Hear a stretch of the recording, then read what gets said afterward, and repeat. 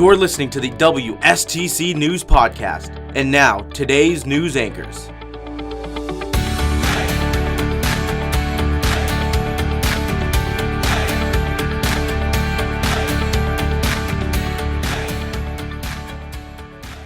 Hello and welcome to this WSTC News Podcast. I'm Shakayla McCamick. And I'm Zach Schneider. This student-operated podcast is brought to you by the Belmont Harrison Career Center and St.Clairsville High School. First up today, February is Teen Dating Awareness Month. When people think of domestic violence, they mostly think of adults. But many teens say they know another student who has been a victim.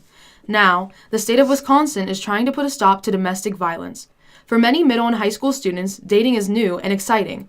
But for 1 in 3 young people, it will become abusive. Just last year, 15% of all female students in Wisconsin experienced teen dating violence of a sexual nature, and 9% experienced dating violence of a physical nature. About 1.5 million high school teens in the U.S. admit to being hit or physically harmed by a romantic partner, and yet 8 states in the U.S. don't consider a violent dating relationship domestic abuse. So, young people aren't able to apply for restraining orders for protection against abusers. But a bill in Wisconsin is aiming to stop domestic violence by educating students on signs of abuse and what it means to give consent. The law would require every school district to teach students in 7th through 12th grade about the signs of dating violence and also train school staff on how to respond.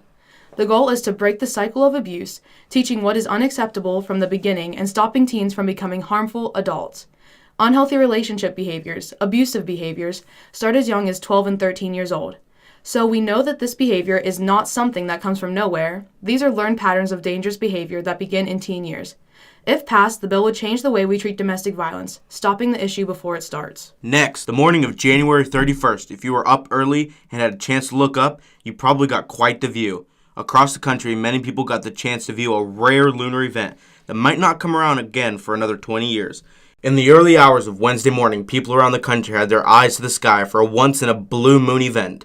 The super blue blood moon. This happens when a combination of 3 events occur at once. A supermoon, which is when the moon is near the closest point to the earth. A blue moon, the second full moon in a month, which doesn't actually mean it is the color blue. And the blood moon, a red tint seen during a lunar eclipse. When the moon is in the Earth's shadow, the last time these things all happened at once was 152 years ago. Andrew Johnson was the U.S. president, and it was just a year after Abraham Lincoln was assassinated. The Ottoman Empire still existed, and it was decades before the first car was invented. Just like anything that moves closer to you, when the moon moves closer to the Earth, it appeared slightly larger. The moon appeared 14% bigger than usual and 30% brighter. At the Griffith Observatory in Los Angeles, hundreds gathered to watch the dazzling display. If you missed this beautiful sight, don't fret. You'll be able to see a super blood moon again in 2037. Required now by the state of Ohio, the St.Clairsville sophomore class recently took the pre-ACT test on Thursday, February 1st. Here's WSTC News reporter Shakayla McCamick with more.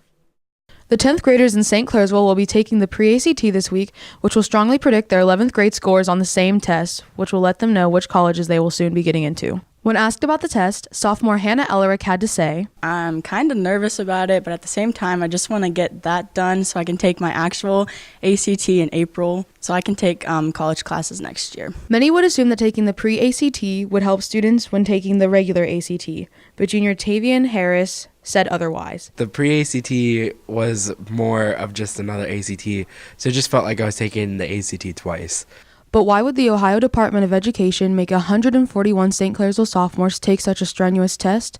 Assistant Principal Mr. Justin Slutz breaks it down for us. We started giving the pre-ACT last year when the state mandated that all juniors take the ACT test. And what the pre-ACT enables us to do for our 10th graders is give them a good understanding of where they stand and what to expect out of the real ACT test the following year so they can start to improve on that test.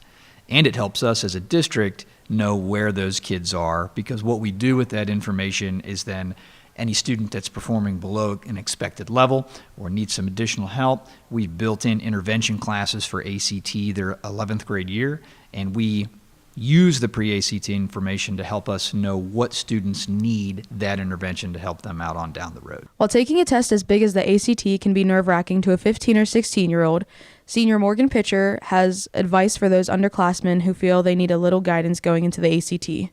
Some tips that I have are getting a tutor, taking the practice tests, getting a good night's rest, and just be confident in yourself. Reporting for WSTC News, this is Shakayla McCamick. Don't go anywhere. Stay with us for more WSTC News. Who will be this week's special guest on Conversation Corner, and of course, WSTC Sports. You won't want to miss it. We'll be right back after a message from our sponsor. Let's carry on and take advantage of the opportunities offered at the Belmont and Harrison Career Centers and learn a trade while earning your high school diploma at the same time. Check out interesting and challenging programs right now. Business, skilled trades, technical, mechanical, or personal services. You'll find Belmont and Harrison Career Centers facilities and programs truly amazing. See your guidance counselor or call the Belmont and Harrison Career Centers today at 740-695-9130 or visit their website at www.bhccenters.com.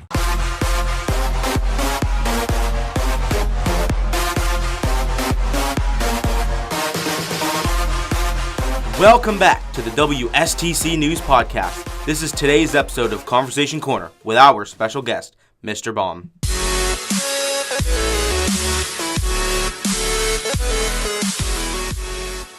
Mr. Baum is a math teacher here at St.Clairsville High School. He has a wide knowledge of math, cars, music, and more. Welcome to the show, Mr. Baum. Hello. Okay, I'm going to just get right into it. What are a few of your favorite things about teaching? First and foremost, it's the students. The interaction with the students on a daily basis. It's so much fun, what they bring to the classroom, what they bring to the table. Questions, jokes, stories, the laughter that we have, and then watching them grow individually from freshman to senior, and even afterwards when they come back to see me too. Seeing them grow, mature, increase their scores, it's just so much fun. It's so amazing. Teaching them the interaction as we're teaching stuff, seeing that light bulb go off when they understand something. It brings me back every day. It makes me happy to be here. It's got to be the students. It is just a lot of fun. All right, question number 2. What are a few hobbies that you have? Well, everybody knows me. It's music first. Everywhere I go, everything I do, music is being played. When I'm studying, when I'm cleaning up after dinner, when I'm in the car, when I'm going for a run, music. I always have a list of all the stuff I'm looking for and what I own with me. Students come and ask me, colleagues come and ask me, who sings this song? What about this? It's music first. Everybody knows that I like cars. I tear down and build engines with my parents. I know a lot about cars, but I don't know as much as my students know. But the inner works, the engine, I'm good with that. I just love the beauty, the aesthetics of cars. It is just so, to see that car, to see the lines, the unique lines, to hear the roar of the engine, the things that it could do. I like the new Dodge Demon, 0 to 60 in 2.3 seconds, 840 horsepower. That is right off the lot. That's crazy. Right off. That is amazing, and that sound, American horsepower. Oh, I get your blood running. All right, I'm going to step back from a question and tell you a joke. Go for it. Why did the girl wear glasses during math class? Why did the girl wear glasses during math class? Why? Because it improves division.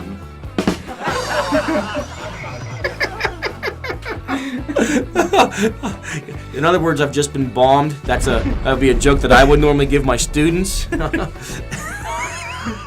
so using that one in class. All right, we'll go right back into the questions. Question number 3. What is your favorite place to eat? I have 2 favorite places to eat. Talaki-Paki. Never have had a bad meal there. It's like, oh yes. Oh my. The food is always so good. The people who work there are amazing. I taught one of them at the college, so I get to talk to him. And every time I'm there, I see people I know. I see Mrs. Oceanbine there most often. But the food is so great. The atmosphere is so great. It's so vibrant. The produce is so vibrant. I mean, what other restaurant in this area has produce that looks that amazing? And then also, being the Pittsburgher that I am, Permane Brothers. Oh yes, I love Permane. It's been over almost 2 decades since I've been to the original one. But since then, I've craved it almost every day. I go to the one in the Highlands. I love it. My family loves it. There's something more special about the original one in the Strip District. But, it's Permane Brothers. They're just good food. You never go away hungry, and you never go away healthy, because it's not healthy for you. But you're always going away happy. Yeah. All right. Name 3 things that your students probably don't know about you. Well, to keep things from me getting in trouble, I'll tell you a music one. One of my all-time favorite songs is Wicked Game by Chris Isaacs. Nothing to do with rock and roll. He's a crooner in the vein of Frank Sinatra, but he's a modern day. The song came out in the 90s when I was in high school. Nothing with rock and roll, but it's one of my all-time favorite songs. When the song comes on, I turn the radio up, I sing it word for word. Another thing about me, I'm still playing Pokemon Go on a daily basis. I've got Pokemon I'm still trying to evolve and still trying to catch. It's a daily thing. So when I come home in the afternoon with my girls, we make a loop around Shadyside to hit the Pokestops or any gyms and to catch any additional Pokemon. A third thing about me, I took up a new hobby this summer. I make rings. I've made numerous rings out of various types of metal. I made one out of an old washer that goes on the end of a bolt. I heat them up and I cool them down. It's called annealing. And then I get a nylon hammer or a dead blow hammer and I just beat the crap out of it, form it, take it to an angle grinder, not an angle grinder, but a bench grinder, smooth it out. I have an example of one that I'm wearing. I didn't make this one, but it's similar to what I do make, and it's just fun. Anytime I can work with my hands, it's just fun. And I'm looking at, they make what's now called metal clay. And it's clay that you can mold and form any way you want to. You put it into a kiln, and when it fires up and it's done heating up in the kiln, it comes out metal, and you can make any type of jewelry that way. So I'm looking into possibly talking to Mr. Ciroli and firing up that kiln. Oh, wow. That's interesting. We've learned a lot about you. We want to thank you for being on today's show. Oh, no, it's a pleasure. This was a lot of fun. I know as much as many that you are a wonderful teacher, and we're really lucky to have you here at St. Clairsville, and I look forward to beating you at the band game once again. You had to bring that up. And he beat me fair and square, too, alien ant form. I am using your joke this afternoon in class. All right, sounds good. Anytime, guys. All right, stay tuned for the next Conversation Corner. Up next, WSTC Sports.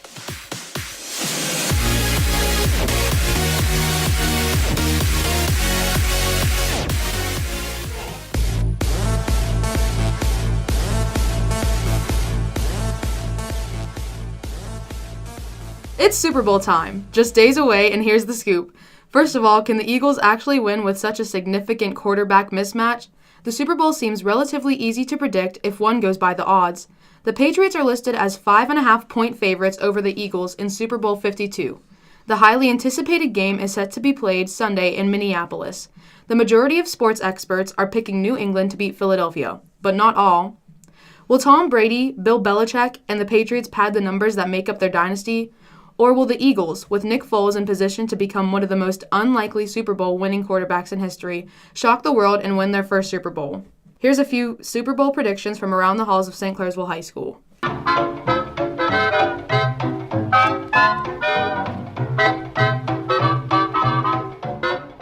Here's St. Clairsville High School football head coach, Mr. Brett McLean. As an avid Steelers fan, I hate to say that I think the Patriots are going to win the Super Bowl. I just think they're the more dominant franchise, and while I envy what the Eagles team has done this season, I don't think that Nick Foles is going to be able to push them over the top and get this Super Bowl trophy. And we'll all have to watch Mr. Belichick and Tom Brady once again raise their 6th Super Bowl trophy. Here's junior Chase Espin with his prediction. I believe the Patriots are going to win because Tom Brady's the GOAT. Here's junior Trey Delgoza with his Super Bowl prediction. Well, I think the Eagles are going to win it 24-17 versus the Patriots. I think the running game is going to probably get the Patriots more than the passing game with J.J. and LeGarrette Blount. In other national sports news, controversy has come up in Cleveland. Divisive and hotly debated, the Chief Wahoo logo is being removed from the Cleveland Indians uniform next year. The mascot is coming off the team's jersey sleeves and caps starting in the 2019 season, a move that will end Chief Wahoo's presence on the field but may not completely silence those who deem it racist. After lengthy discussions between team owner Paul Dolan and MLB Commissioner Rob Manfred, the Indians are taking the extraordinary step of shelving the big-toothed, smiley red-faced character, which has been used in various expressions by the team since 1947. However, the American League's team will continue to wear the Wahoo logo on its uniform sleeves and caps in 2018, and the club will still sell merchandise featuring the mascot in Northeast Ohio.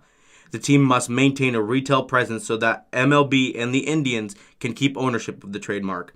National criticism and scrutiny about the Indians' allegiance to Chief Wahoo grew in 2016 when the Indians made the World Series and Manfred expressed his desire to have the team remove the symbol. Earlier in that postseason, a lawsuit was filed while the club was playing in Toronto to have the logo and team name banned from appearing on Canadian TV. Well, that's all the time we have for this WSTC News podcast. Thanks for listening, and be sure to follow us on YouTube. Stay classy, stay warm, and have a great week.